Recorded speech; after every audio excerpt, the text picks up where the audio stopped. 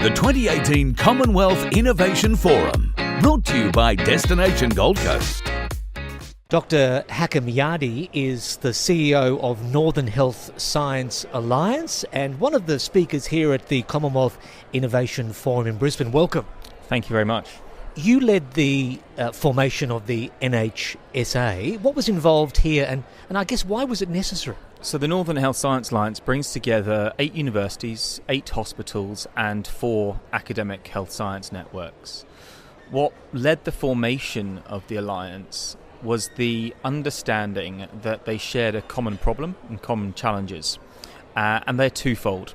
Firstly, a shared population health challenge. So very sadly, the north of England has a much lower life expectancy and a lower number of healthy life years. That's the number of years in good health you can expect to live at the end of your life. And a second challenge in accessing funding for research. Most people, when they think about the United Kingdom's life sciences sector, they think of London, Oxford, Cambridge. Rarely do they think of York, Leeds, Manchester, Liverpool. And so this shared understanding between the universities and the hospitals led them to bring the alliance together. For the benefit of its population, but also for the benefit of improving the amount of research being done by the north of England. You also helped raise the profile of the North's health research both nationally and internationally. How important has this been to the success of NHSA? So the individual members of the NHSA from cities as far widing as Liverpool, Manchester, Leeds, Sheffield, Newcastle, Durham and York, they've all got academic and clinical excellence that they have been promoting for years, and quite rightly so, embedded within their institutions. They've formed strategic partnerships around the world, like the Liverpool School of Tropical Medicine, known throughout the globe. But what we were able to do is look at what happens when you bring it all together. What's the scale of it?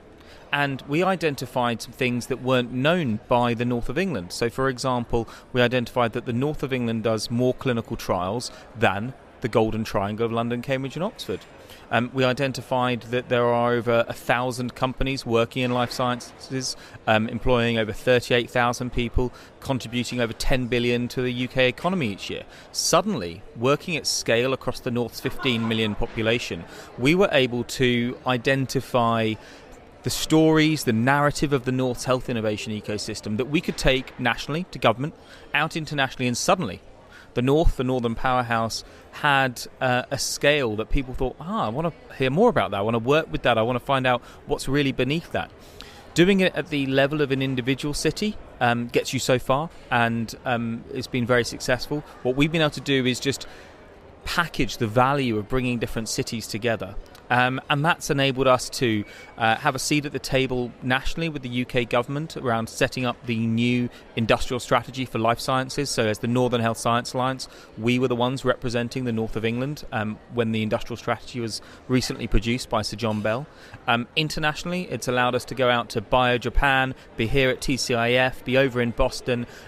It's allowed us to do far more by recognising what we had collectively. And what can other Commonwealth nations learn from your experiences at NHSA? So I think the biggest experience for me working at the Northern Health Science Alliance has been about this ability to put competitive differences to one side. The institutions that I work with are deeply competitive, both internationally and with each other. But going back to the earlier question, they recognised a commonness. Not a commonwealth, but a commonness between them in the north of England that united them. I think if we can start to look both in Commonwealth nations at how they can do the same, so here in Queensland, could the universities and the hospitals be coming together in a more meaningful way, both here in Queensland but across Australia? Could we start to do that between Commonwealth nations and recognise the synergies that we've spent the past few days speaking about? Synergies of the English language, synergies of an appreciation and the valuing of higher education, English law, this cultural similarity that allows us just to do business and work with each other in a way that I think has almost been lost with our focus outside of the Commonwealth. Hopefully TCIF will allow us to think a bit bolder, have a bigger vision for lowering the competitive barriers, bringing us together to solve some of the big meaty issues in healthcare. And what role does life sciences innovation play in fostering change amongst the Commonwealth nations, do you think? We all have to innovate to succeed. Necessity is the mother of invention, and there are a number of necessities across the Commonwealth, whether it's antimicrobial resistance, whether it's tackling challenges of chronic diseases, of obesity, of the ageing population. We share common challenges. And to tackle those challenges, we're going to need innovation.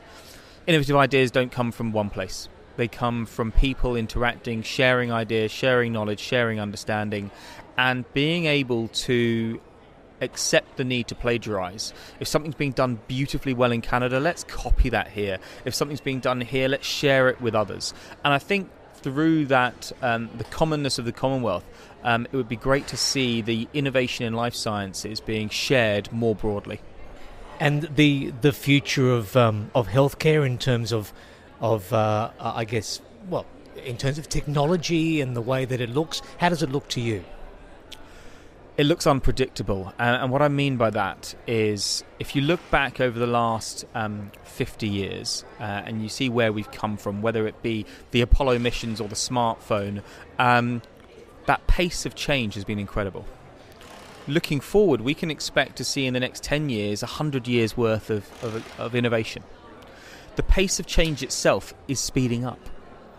And so being able to predict the future is going to be, well, it's always difficult, but what we have to do is recognise that technology is going to change faster than the policies and the systems that we have in place. We have exponential technology change and incremental system change. And if we are to enable the technologies that are going to help people across the Commonwealth to be used, we have to find mechanisms of trying to align exponential technology change with incremental system change. What would you like delegates to take away from TCIF? On a personal and selfish note, I'd say that the north of England is open for business with the Commonwealth. We're doing some fantastic work with Singapore already. We'd like to do more with Australia, with Canada, with other members of the Commonwealth nations.